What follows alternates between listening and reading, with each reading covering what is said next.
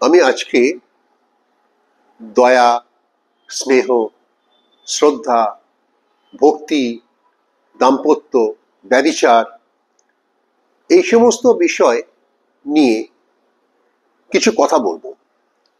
মানুষ যতদিন না মহামিলনের সন্ধান পাচ্ছে ততদিন পর্যন্ত মানুষের চাহিদারও শেষ হবে না।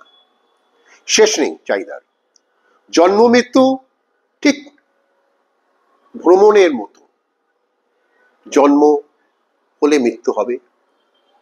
তাই আমি যে শব্দগুলি এখন বলছি একটু চিন্তা করে বলছি এবং আপনারাও একটু মন দিয়ে শুনবেন।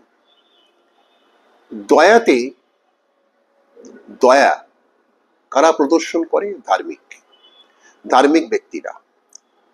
স্নেহ দেখাতে পারলে বিনয়ী স্বভাব পরিলক্ষিত হয়। দাম্পত্যে আমাদের নৈতিক চরিত্র গঠন হয়, শ্রদ্ধায় বিশ্বাস জন্মায়, ভক্তিতে ভগবত পরায়ণতা আসে, ব্যভিচারে পতন। তাই এটাকে সাজিয়ে যদি বলা হয় তাহলে আমি বলতে পারি দয়া সমান ধার্মিক, স্নেহ সমান বিনয়ী, শ্রদ্ধা সমান বিশ্বাসী, ভক্তি সমান ভগবত পরায়ণ, দাম্পত্য সমান চরিত্র গঠন, ব্যভিচার সমান পতন।